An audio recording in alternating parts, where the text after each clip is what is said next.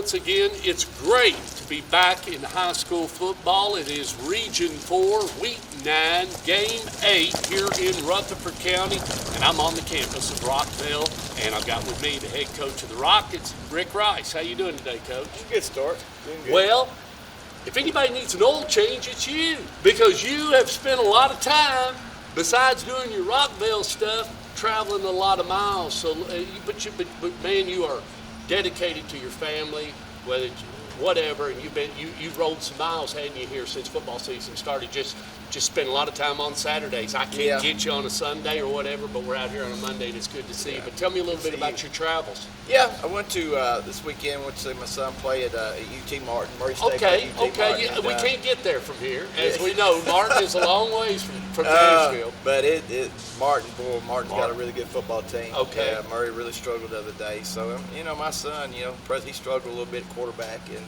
so just one of them things where I think that they just had a much better team. So, but that's where I was on Saturday, and then I got to spend a little time with my granddaughter in Austin on Sunday. So that was good. Went to the pumpkin patch on Sunday, so that was fun over in Tennessee City, so in Dixon County. So anyway, we went there and spent some time, and that's always good. And at this time of year, Stork, you just kind of it's a grind what it is, and you got to be able to just pick and choose what you want to do as far as your family. You never want to.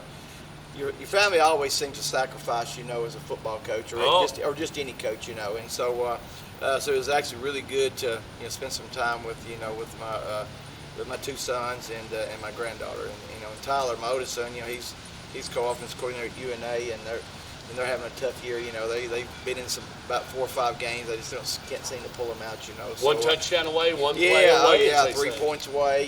Field goal away. So I'm gonna try to maybe got a Thursday morning practice. I might try to run down and see him Thursday afternoon.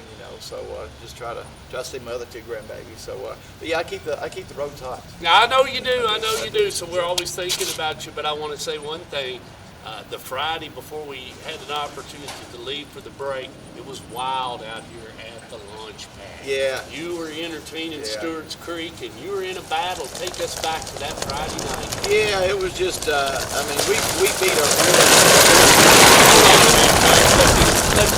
Let this big wind drift go through. Go ahead. Okay. We beat a really, really good football team. Absolutely. And a very well coached football team. So that's what I was impressed with our kids and our coaching staff, because I know what kind of job that Coach Caudell does over there. He's a great coach. I know he's in his 30s, but he's kind of one of these guys that could really, really, really be successful in the head coaching ranks as the years go by and as the years go on. So I was more proud of us in an aspect of our players and the coaches, because we beat a really well coached team, and I feel like our team is pretty good. Pretty well coached also. Yeah, not take nothing away from them. And but it was it was very, very exciting. It was just kind of a different feel, because it had those playoff implications, and so that was kind of a neat thing. That's the first time we've ever been in that situation. Yeah. So that made it even more exciting, and it was more of a defensive battle, which you don't see a lot of those anymore. It's usually if somebody's blowing somebody out, or it's like 42-40 or 42-39 or whatever, So it was good to see a good what I call a good slobber knocker. What it was, calling them old Wayne County games. We used to have down in Wayne County years ago. So, but it was just our kids we fought some adversity in the game and was able to overcome it. And in the last couple of years, we wouldn't be able to do that. No. And I think having 26, 27 seniors really helps. Same guys played sophomores, played as juniors, now they're playing as seniors. So I think that has been a big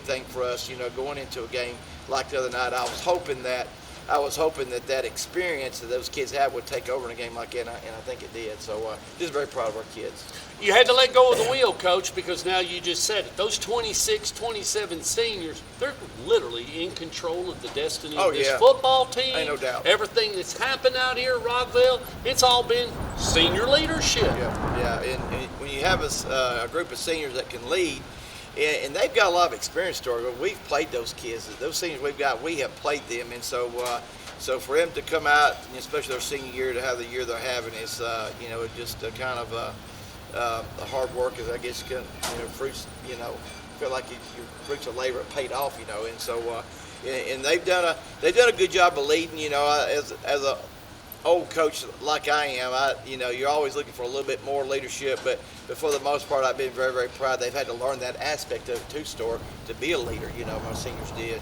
have, and so for them to because it was a new ball club just opening, yeah. and they were starting. They are the tradition. Yeah, they are the tradition right now, running for Rockville. And so, in a lot of ways, it's kind of not fair to those kids that got thrown into that, but it is what it is. And so we had to, kind of coach those kids up, lead them a little bit to try to, show them how to be leaders. And for the most part, they've done a really good job, and I'm very proud of them. So I'm hoping Friday night against Blackman, I'm hoping that same thing I take over, and our senior leadership and guys that have played, the experience we've got, will take over, because it's going to be tough, Stuart. Man, offensively, I was watching film on them. I don't know what. I looked at my defensive coach and God, what are we going to do? So Coach Tygar's got a bag full of tricks, I can tell you that, and he does some really good things as far as schematic. I mean, he does a lot of stuff that fans like to say, trick plays and stuff like that. But his scheme and stuff is very sound in what he does. If you just watch his films, it's very sound in what he does, and he's trying to do something, then he'll kind of throw something a little tricky in there, But kind of like baseball, he's leading you around. And I tell you what he did against Oakland. We haven't seen. He tried to run the football and did a good job of running the football against Oakland. Sure did. And so I noticed he tried to went that route a little bit. And so and we expect him to come in and try to run it on us as well. So it's going to be interesting. He's got kind of a young squad, and he's playing those young guys, and they're getting a lot of experience. So but I tell you what, Story, it's hard to prepare for somebody like that. You got to contend with two kids. Yeah. They have decided over there. They got two guys, Marshall and Brown. One will be driving the bus, and the other one will be serving sandwiches on it. But they're Marshall and Brown. They're running the show over there right now for Chandler Tigard, and he's turned them loose. Yeah, he has, and that's what you do with two guys like that. So, but let me say this, Stuart. His offensive line is pretty good. People talk about the skilled guys and stuff. Just look at his offensive line. He's kind of gone young there too, and he's got some good kids up front. And he's going to get everybody back next year. They're all juniors. Yeah, and those guys are good up front. I looked at my defensive coach and I said, man, they're pretty good up front. They do some good things up front, and I think they protect the quarterback pretty good for the most part, in the passing game. So I think he's settled in with what he wants on that too. He's settled in with the Johnny Manziel young quarterback. He likes him. Yeah. He's going to run with him, and if the guy can execute, running. Yeah, running. I don't care who it is. Yeah, so it's going to be it'll be interesting. And how did your young quarterback do the other night against Stewart's Creek? He did. Brendan did well. He did he grow up a little bit? Well, a little bit. He got into the second quarter, and we felt like we wanted to make a change. Logan was going to get playing. Logan away. We're going to run that Wildcat. So we're going to play Logan anyway, and it got in the game where Logan kind of got in a flow. Yep. And so we just kind of stuck with Logan, and he did an awesome job. Now Brendan played well the time he did play, but you just felt something with Logan, and it was the right decision. It was the right coaching decision to make at that time. So Logan played really, very, very proud of that young man. He played really well, and we'll come back and probably use both quarterbacks against Blackman. What we'll do. Big game here Friday night. You got two left. And two home games left. Yes. You got this one, and the final home game will be against Oakland. So I guess, Mr. Luker, you're wanting everybody to get out here early and spend a lot of money at your concession stand. Please do. Blackman does travel well, so it'll be a packed house. But I did want to close on one thing. You were talking about the fruits of the labor, and the fruits of the labor is that, to the Rockville community, and congratulations from all of us. But that past Friday night, you locked in the playoffs, the first ever playoff berth, a decision, regardless of whatever happens from here on out. You are in the playoffs as far as we know, and nothing blows up. But to have that opportunity and know that you're one of the four that'll get a chance that when you go into battle Friday night, 21 days from now, somewhere, someplace, Yeah.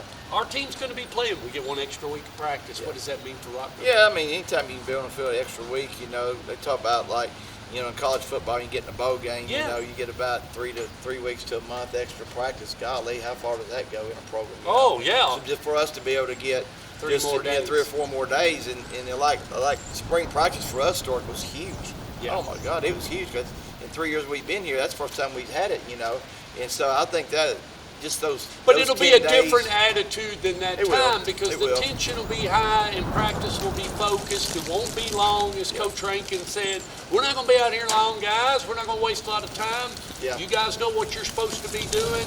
Yeah. And Coach Rankin, he gets done with his right around playoff time. It's about an hour and 30 minutes. They're done. I Yeah. mean, it's. That's what I told my coaches. I said, guys, if we don't know how to block and tackle by now, then we don't need We to be got out it. here. We don't need to be out Ron here. Alot My said daddy by used to week say that all the time. five, He said, you know where you are. Daddy used to always say, son, don't keep them out there long. If they don't know how to block and tackle by now, then they don't need to be out there. Yeah. And that's kind of why we in our practice have gotten a little bit shorter. And next week they'll get shorter, and the next week they'll get shorter. So now it's just trying to keep them healthy. Story, that's a big thing. Keep their legs under them and keep them rested. Yeah.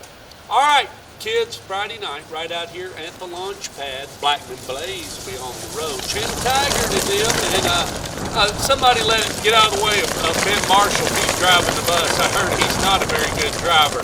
Y'all be out here at 7 o'clock at the launch pad. Rockets and Blaze.